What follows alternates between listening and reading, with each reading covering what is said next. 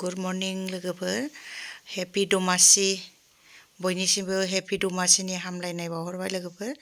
बे जाहैबाय सिलबारि दख'रानि दिनैहाय नैबेयाव लावखार ओंखाम जानाय दङ। फोथाराव लावखार ओंखाम जानायजों लोगोसे मोसानाय दामनाय देनाय खालामदों बेवहाय। आरो मा होनो मोनाबिलियाव दायो सोरांसियाव बे बेलांगुरखौ सावगोन आरो दिनैहाय। ओमफ्राय नैबेयावहाय जानाय लोंनायबो खालामदों। फैदो लोगोफोर नायलांनोसै।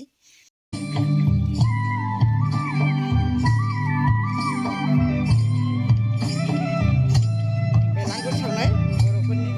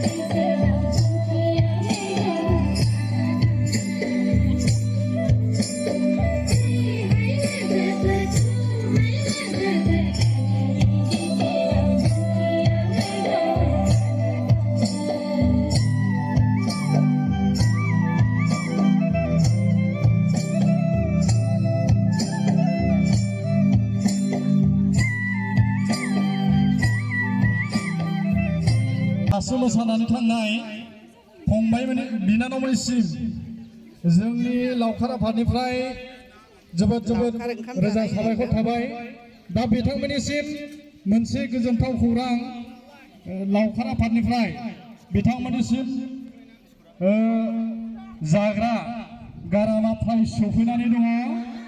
दा बेखौ फंबाय बिनानावमोनखौ जोंनिसिम लांफैनो थाखाय गुरै खावलायहरनाय जाबाय। जाहैबाय बियो। दा बे जाग्रा लोगोफोर बेयो जाहैबाय दलगावनि बेयो दलगाव दख'रानि माने दलगाव दख'रायाबो बिदिनो बेलांगुर सावो बोसोरे। माने बेयावहाय माखासे रायजोफ्रा लोगो नांलायनानै गामियाव माने इदि सावो आरो बेयाव थायो मा नैबे जाहैबाय दायना दायनिनो आरो मा होनो राजा रानि आरो फिसाजो फिसालाबो थालायोनो बिदि बानायनानै सावो आरो बोसोरे।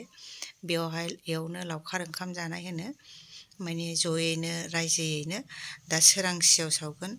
बर'फोरा 1 थारिखआव सावो आरो गुबुनफ्रा जोबनाय मासाव सावो।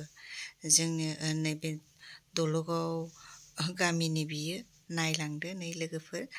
दायो सोरांसि समाव बेखौ सावगोन आरो रायजोयैनो फुजा होनानै बिदि खालामो आरो बर' हिन्दुफोरा। माने गाज्रि बारखौ सावनाय जायोनो बेयाव मोनसे नियम बानायनाय जायो आरो बेयाव नायलांदो नै लोगोफोर राजा रानि दङ।